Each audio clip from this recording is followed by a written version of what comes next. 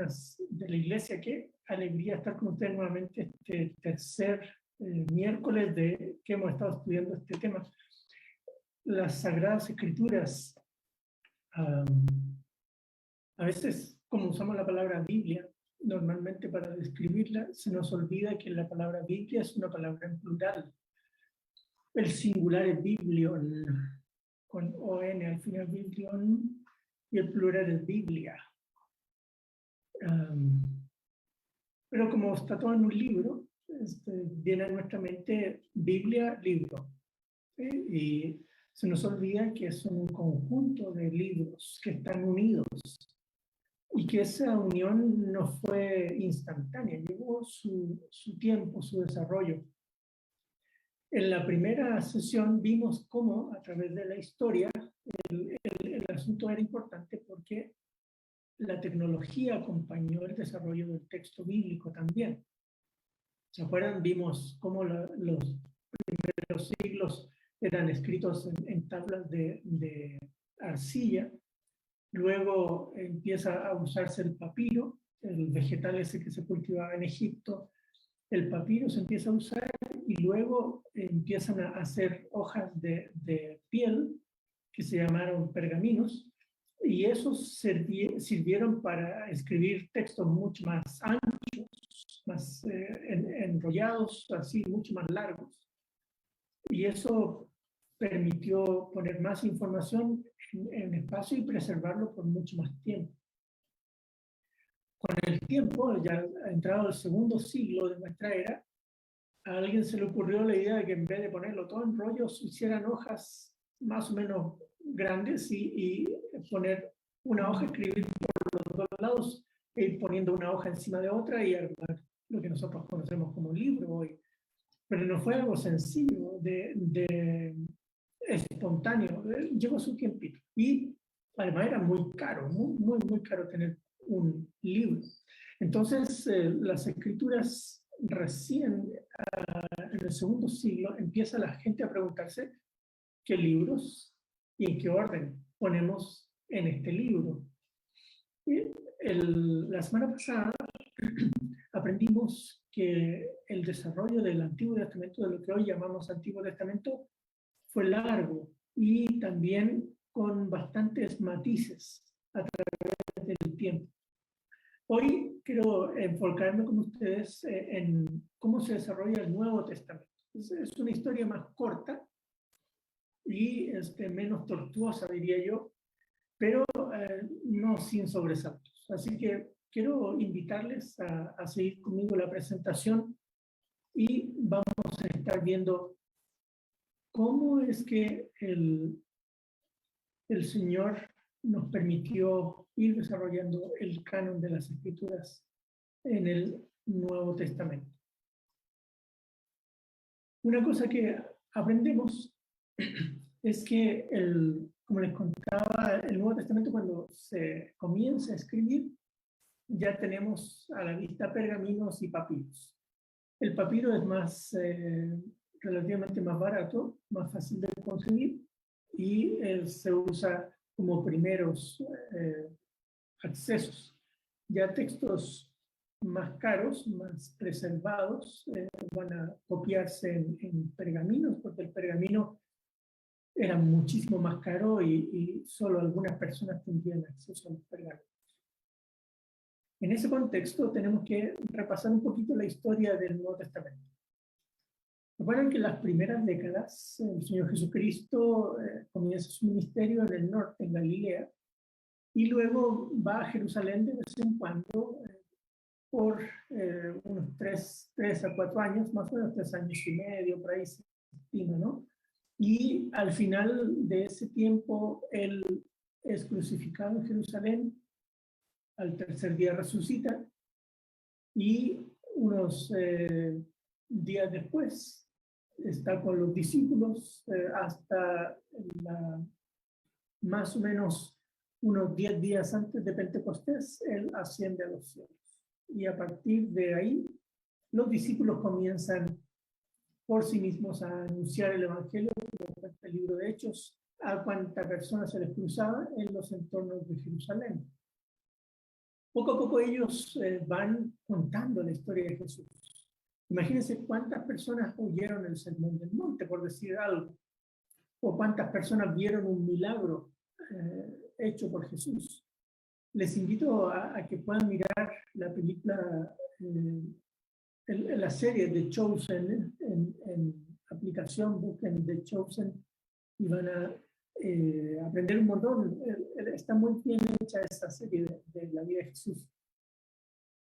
Pero mucha gente miró y luego contó a través de sus experiencias, testimonios, y así fue de boca en boca la gente anunciando el Evangelio. Recuerden que Hechos nos cuenta que a raíz de la persecución de Esteban, mucha gente empezó a huir hacia el norte, yendo hasta que llegaron a Antioquía.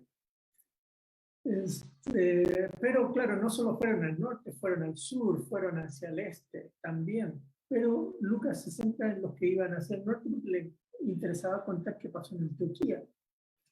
Luego de Antioquía, con el tiempo va a salir Pablo y Bernabé, recuerdan, en sus primeros viajes misioneros, hacia el oeste, yendo hacia lo que hoy es Turquía y luego hacia Roma y Grecia. Bueno, Grecia primero y Roma después, Pablo lo va a hacer años más tarde. Pero en todo ese periodo que estamos hablando, desde la ascensión del Señor hasta más o menos los primeros escritos del Nuevo Testamento, pasaron fácil unos 20 años.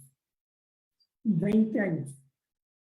La IBEC tiene más o menos esa edad, ¿no? Ya no me acuerdo cuándo era lo que estábamos celebrando hace poco de cumpleaños de la iglesia, pero 20 años parece poco, pero pasan muchas cosas en 20 años.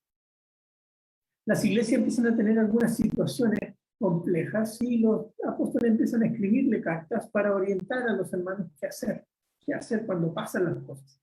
Así que en ese contexto es que comienzan a circular estas primeras cartas. Un apóstol escribe una carta y las personas le van siguiendo la pista a esa carta. Por ejemplo, Pablo le dice a los colosenses: miren, le escribí una carta a los de la Odisea, les encargo a ustedes que puedan leer la que le escribí a los de la Odisea y ustedes, pues que préstele su carta para que ellos lean la que yo le escribí. ¿Sí? Eso dice Pablo a los colosenses. Eso nos da cuenta de cómo las iglesias empiezan a prestarse las cartas unas a otras. Pero no es que le dejaban la original y se iban, no, ellos copiaban la carta y le entregaban una copia a la otra iglesia y ellos se quedaban con la original porque la apreciaban. Eran de mucho valor esas cosas para ellos. Así que poco a poco empiezan a copiarse las cartas y luego se va a dar el otro fenómeno. Ya, imagínense, han pasado unos 30 años y Pedro muere, Pablo muere ahí en Roma, Santiago murió el año 62, asesinado ahí en las escalinatas del templo en Jerusalén.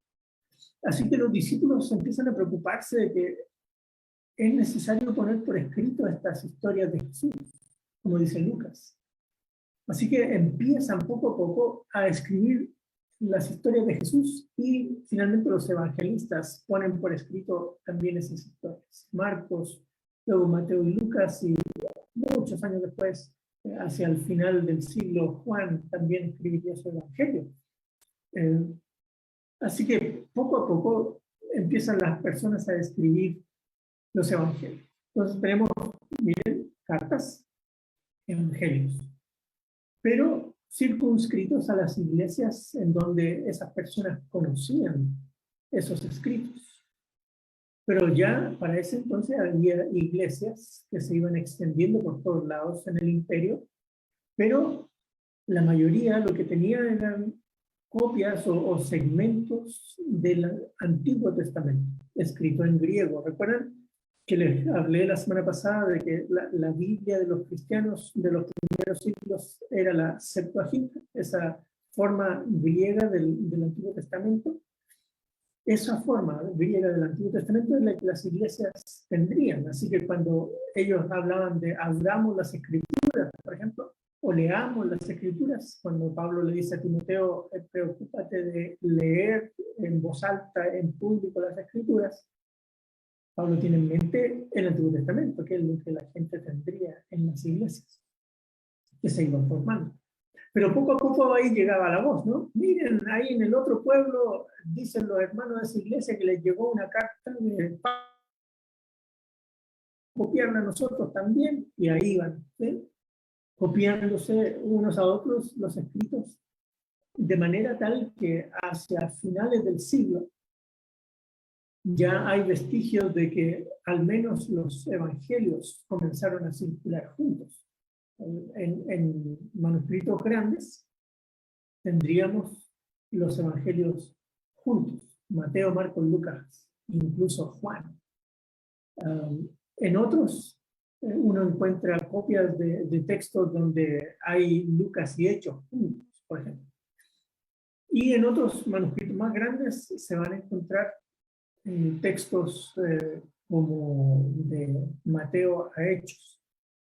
También, paralelamente, en otras iglesias circulaban cartas de Pablo y poco a poco fue creciendo el grupo de cartas que circulaban, eso sabemos por los manuscritos antiguos que tenemos de esas cartas. Y lo mismo pasó con otros textos. Ahora, si ustedes piensan un poquito, estamos hablando de 50, 80, 100 años de historia de cristianos, y no todos los cristianos tienen todos los textos. Así que poco a poco va dándose ese proceso de preservar los textos y filtrar, porque además lo que va a ir pasando es que también otros textos de pastores, imagínense que nosotros recibiésemos una carta de hermano Stanford, por ejemplo.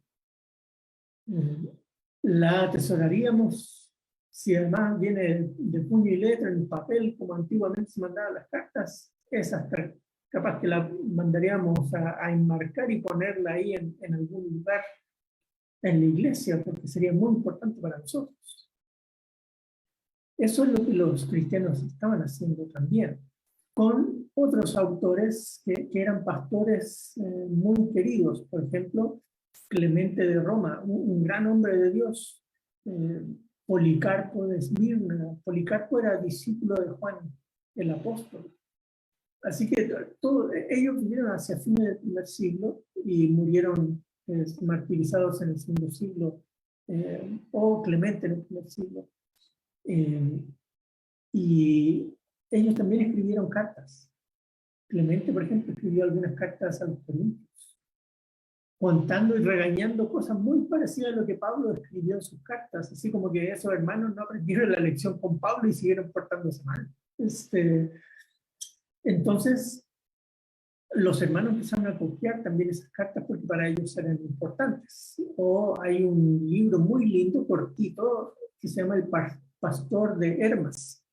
Muy bonito libro de discipulado cristiano, con buenas enseñanzas para los creyentes. Y había otra de ese tipo de escritos que se llama La Vida G, que era un manual de discipulado como los que nosotros solemos escribir cuando preparamos clases para nuevos creyentes, y se usaba muchísimo en esos siglos 1, siglo 2, siglo 3, se usaban mucho. Entonces, las iglesias tenían esos escritos y algunas otras personas muy creativas fueron escribiendo otros textos también. Vean aquí la lista. Esta es una lista de obras cristianas apócrifas escritas entre el segundo y el cuarto siglo. Hay evangelios de los nazarenos, de los leonitas, de los hebreos, de Santiago, de Tomás, de Judas. Ese Tomás y Judas se hicieron famosos por el National Geographic, ¿no? Historia de la infancia del Señor, Evangelio de Nicodemo, así, vean, hechos de Andrés, de Tomás, de Felipe, de Mateo, de sobran, ¿sí? Cartas de Pablo y Séneca, tercera de los Corintios y cosas así, que gente escribía y ponía el nombre como que si fuera Pablo el que hubiese escrito, cosas así. Entonces, eso también circuló entre las iglesias hasta que ellos tuvieron que cuando empezó la cuestión con el Antiguo Testamento, que lo vimos la semana pasada, pasó lo mismo ahora con el Nuevo Testamento. ¿Qué hacemos con todo este tipo de cosas? Hay que filtrar, hay que decidir. Y algunas cosas interesantes pasaron. Por ejemplo, hacia fines del segundo siglo, un hombre de Dios, pastor también, Tertuliano, él llamó a los escritos, como los evangelios, las epístolas de Pablo, las llamó Nuevo Testamento. ¿Sí? Y debemos a Tertuliano que nosotros llamemos Nuevo Testamento al Nuevo Testamento. Y otro hombre de Dios que escribió un montón de comentarios, tristemente no se preservaron la mayor parte de los que él escribió, se llama Orígenes. Él vivía en Alejandría. Y lo que él hizo fue una especie de encuesta. Él visitó muchísimas iglesias, tratando de sondear qué textos eran los que ellos leían públicamente y respetaban y los usaban para la enseñanza, para tratar de discernir qué obras él encontraba. Y para sorpresa de Orígenes, muy interesantemente, él encontró libros que él llamó reconocidos, o sea, que por cualquier iglesia que iba, encontraba esos escritos. Ahí están los evangelios. También están 14 cartas de Pablo, o sea, las 13 cartas de Pablo más hebreos. Y el libro de Hechos, Primera de Juan, Primera de Pedro y Apocalipsis. Esas obras él encontró que eran obras reconocidas, o sea, por donde él iba aparecían en las iglesias, la gente las copió mucho. Entre paréntesis, con Apocalipsis muy interesante porque tenemos muy poquitos manuscritos preservados de Apocalipsis respecto a otros libros de la Biblia, pero en su obra él da cuenta de esto. También encontró que hay unos libros que él llamó disputados, porque algunas iglesias los tenían, otras no, y había no el mismo consenso que con los anteriores. Ahí tenemos a Santiago, a Judas, a Segunda de Pedro y Segunda y Tercera de Juan. Esos escritos. Y había otros que él catalogó, estos hay que desechar. Y ahí va toda la lista de cuántos libros iban encontrando ahí que no tenían nada que ver. Entonces, en las primeras categorías, los reconocidos, bueno, las primeras dos categorías, los reconocidos y los disputados, ahí están los 27 que nosotros tenemos.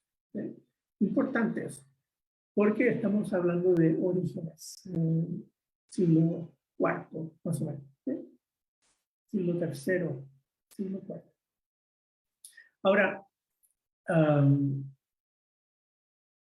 cuando empiezan los concilios de las iglesias, lo que uno observa con los concilios de las iglesias es que las iglesias necesitaban decidir, pues, ¿no? A qué iban a reconocer la autoridad, y había bastante consenso en el Nuevo Testamento en qué dar, a qué reconocer. Pero apareció Constantino y eso ayudó, porque ya el cristianismo entró en una fase más de tranquilidad y los cristianos pudieron reunirse sin la persecución encima. Y ellos entonces fueron recordando y decidiendo. Recuerdan la semana pasada que les leí un texto de epístolas festivas de Atanasio, un gran hombre de Dios, predicador poderoso del siglo IV.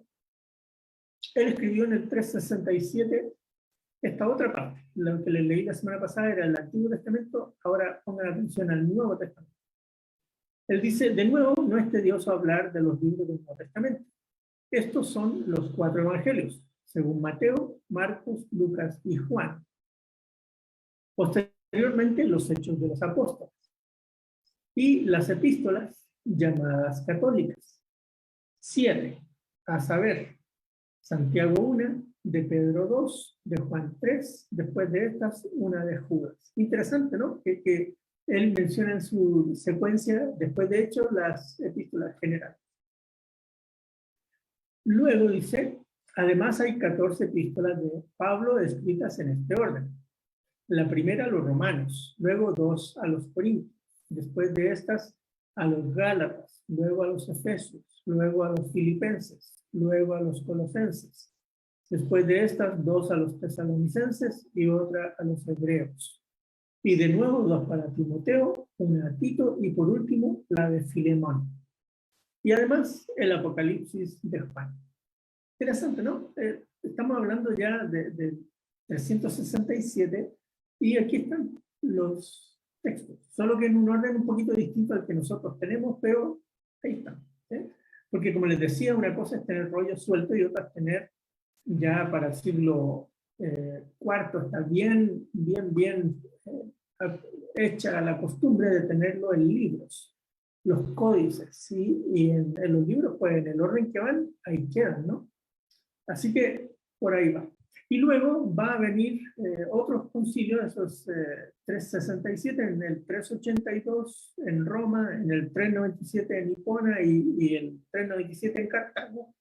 Se van a refrendar siempre estos textos. Así que en el Nuevo Testamento no hubo mayor dificultad en reconocer, aunque hubo algunas cartas que demoraron un poquito más que otras en entrar en el consenso de la Iglesia. La mayor parte de la Iglesia concordó en eso. Aunque hay sus diferencias. Por ejemplo, la que se conoce como la Peshitta, el texto arameo, ese texto que se usó bastante en iglesias armenias y otros lugares hasta el día de hoy, todavía, no incluye segunda y tercera de Juan, ni Judas, ni Apocalipsis, imagínense. Y se usó un montón. Así que muchas iglesias por bastante tiempo no tenían esos libros de lo que nosotros llamamos Nuevo Testamento. Ya para el siglo el siglo VI los incluyeron, aunque posteriormente los volvieron a quitar. En Etiopía, además de los 27 libros, en Egipto pasa lo mismo, agregan 8 libros más que no son canónicos. Con todo y eso, el consenso universal de los cristianos se considera los 27 libros que tenemos. ¿Qué cosas aprendemos? Fíjense, aprendemos varias cosas. Comparando el Antiguo con el Nuevo, el proceso de escritura del Antiguo Testamento llevó muchos siglos. Estamos hablando de fácil unos 1000 años de desarrollo del texto, hasta llegar a la forma que la conocemos nosotros. Y la discusión se desarrolló en la época cristiana porque los cristianos estaban conversando y decidiendo qué textos eran los que ellos iban a considerar como propios, y los judíos a raíz de eso entonces empezaron a hacerse las mismas preguntas. En el caso del Nuevo Testamento, el proceso de escritura del Nuevo Testamento llevó unos 50 años. Entonces eso hace más fácil el proceso, porque todavía debe haber habido personas que conocieron directamente a los autores cuando los libros empezaron a circular. Y ellos podían decir, eso es cierto, así lo dijo, es cierto, Pablo escribió eso. Ese tipo de cosas ayudaron en el desarrollo del Nuevo Testamento. Y hay que siempre recordar que la Biblia cristiana en los primeros siglos era la Septuaginta. O sea, ellos cuando leían porciones del Antiguo Testamento lo hacían en griego, no en hebreo, sino en griego. Y a la Septuaginta, por cierto, le debemos el orden que nosotros tenemos de los libros del Antiguo Testamento, porque la Biblia hebrea tiene un orden un poquito distinto. El orden que nosotros tenemos es el orden que sigue la Septuaginta, así que tenemos la herencia ahí de nuestras Biblias en español.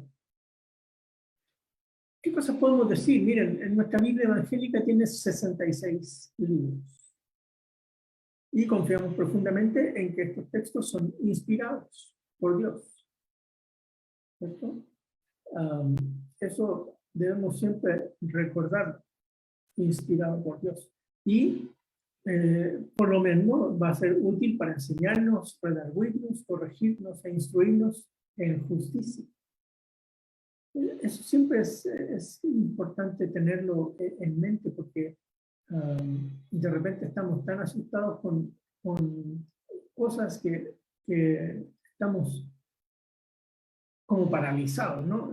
Sí, los católicos tienen más libros, entonces, ¿qué hacer? Bueno, los que tenemos nosotros por lo menos tenemos que leerlos bien, eso sí, sin duda. ¿Sí? Tenemos que trabajar esos libros y leerlos y obedecerlos y seguirlos. Esa es nuestra tarea. Aquí unas recomendaciones. Todavía nos falta, la próxima semana vamos a entrar a conversar un poquito sobre la cuestión de las versiones en español. Y lo vamos a hacer a propósito porque hay algunas personas por ahí que dicen, no, esa versión no, porque es satánica y cosas así. Y se inventan unas teorías de conspiración muy interesantes. Pero nosotros vamos a echarle una mirada, un panorama de las versiones de la Biblia y entender un poco eso. Pero para ahora, unas reflexiones importantes. La Biblia, hay que recordarla, como les digo, es una colección de libros. Es como una especie de antología, ¿no? Una colección de libros que el Espíritu Santo guió de alguna manera para que nosotros podamos tenerlo.